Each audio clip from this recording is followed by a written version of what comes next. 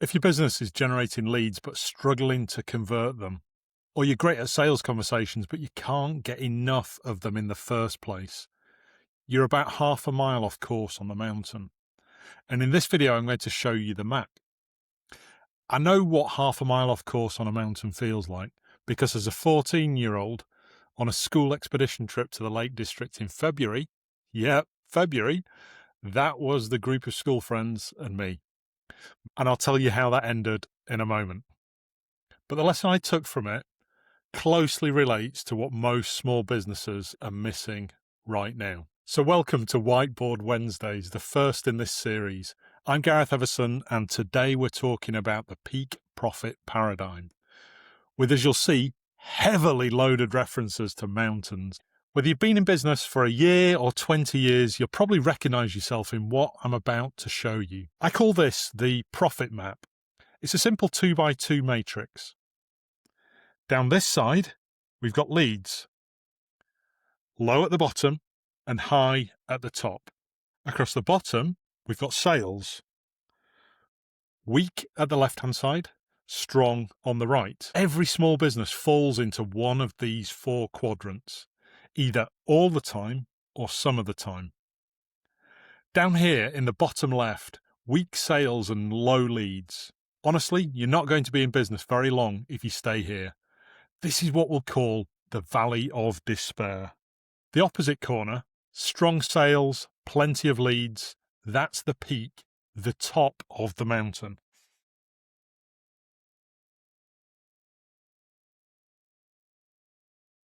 The peak is where every business wants to be. Always room for improvement, but if you're here, you're in a good place, and it's easier to get even better from there. Most small business, though, live in one of these other two corners.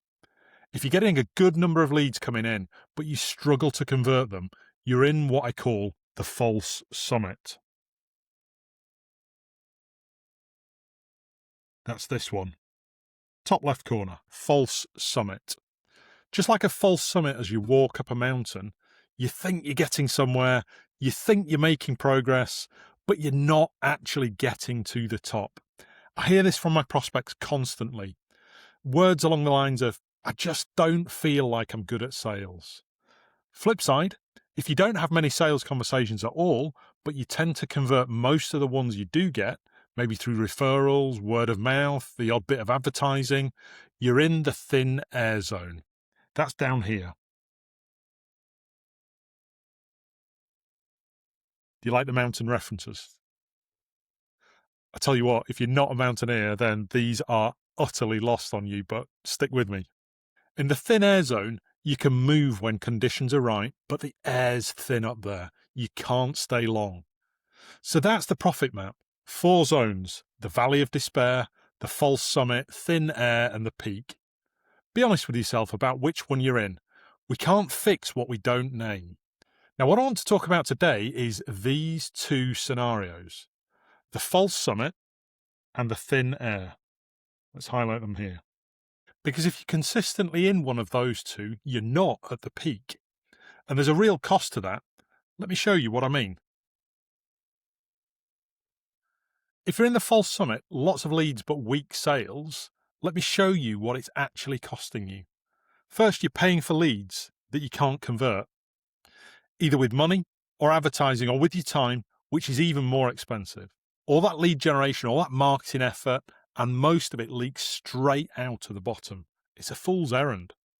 Second, prospects don't trust the experience between the inquiry and the sale. Something in that journey is broken and they can feel it. They go quiet, they go elsewhere. Third, you're working twice as hard as a business with half your leads, but better conversion. That's the bit that stings.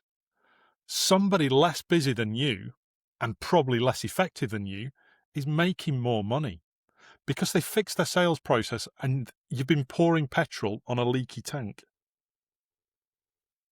If you're in the thin air zone, low leads but strong conversion, the cost is different.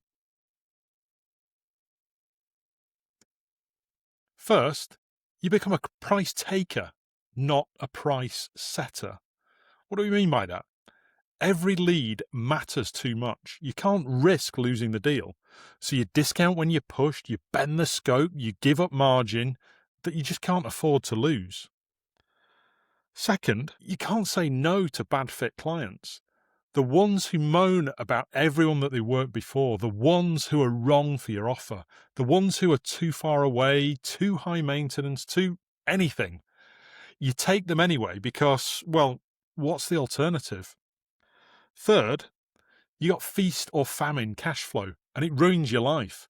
1 month flat out, the next month watching the inbox. You can't plan, you can't hire, you can't take a holiday without anxiety. The business owns you, not the other way round. If any of that sounds painfully familiar, the good news is this. Both of those situations look different from the outside, but they've got the same root cause underneath. And once you can see it, you can do something about it. Let me show you what I mean. So you know I love a mountain, and I love a mountain analogy. There are 3 sides to the peak profit paradigm, 3 sides to one mountain.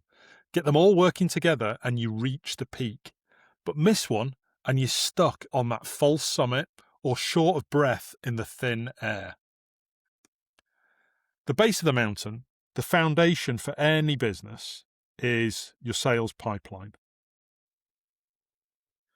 So we're going to mark that up as the bottom, the foundation of our mountain. Your sales pipeline. Think of it as the path up the mountain, not just the sales meeting, but the whole route from the moment a lead comes in, through the nurture, the meeting, the follow-up, and then what happens when somebody goes quiet or cold? How do you bring them back? All of that is your pipeline, your path. If you've been in business a while, you've probably got some kind of path worn in.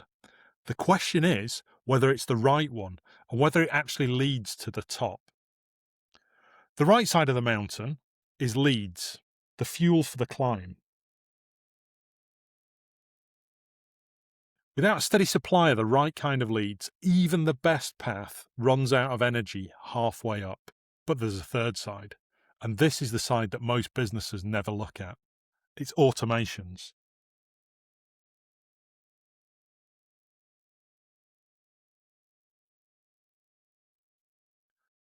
Now let me be specific about what I mean by automations, because there's a misunderstanding about this. If you think back 10, 15 years, automations in marketing usually meant long autoresponder sequences that never really went anywhere, and over time those autoresponders died out. Recently there's been this different phenomenon of what I call in my book the workout playlist. The workout playlist is a week-long series of emails. So not the long autoresponders, but just a week long. And those emails get increasingly needy over the course of the week. But then the ridiculous thing is you hear nothing afterwards. They leave you exhausted and questioning your life choices. You probably received them. It's just like you've had a bee sting in a gym workout. Neither of these are what I'm talking about with automations here. In your business today, we can be a lot smarter. I call them micro-automations, small, smart, targeted bits of automation at every stage of the customer journey. We'll go deep on these in a future episode. But there's a phrase I use a lot, the curse of expertise. When you know your subject inside out, you forget how to explain it simply. You assume your prospects understand things they don't. Good automations bridge that gap. They build trust at the moments when you can't be in the room. So that's the peak profit paradigm. 3 sides of one mountain. Automations, leads, and pipeline. Alp. If you're looking for an alpine guide, you're in the right place. Okay, enough of the puns. Here's the bit that I want you to remember. Across the clients I've worked with, this is what I see consistently. One side working, you can run an okay business. Surviving but not thriving. That's where most small businesses that have just about survived beyond a year or two have got to. If they're surviving, it's probably because they've figured out sales along the way. At a second side, properly working and getting that energy and vibrancy from your leads, like an energy boost up the mountain. And roughly speaking, from businesses I've worked with, you double the business that you had. And when all three are working together, the businesses I've coached and mentored to get all three working together end up running at around 3 times the revenue that they were doing before. Same owner, same hours, but 3 times the result. It's a rough rule of thumb. It's not a formula, but it's what I see again and again. When you're busy with clients, traveling, or at networking or conferences, the automations keep your leads and prospects moving forward.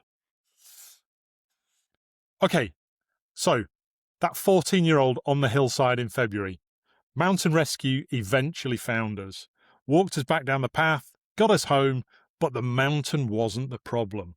We were half a mile off course, and our map reading skills had been terrible on that dark and cold February night. It was like running a business without the right skills or processes. And that's what this series is about, to help you think about better skills and processes. Okay, so here's your screen grab for this episode. Drop me a comment if you'd like the PDF version.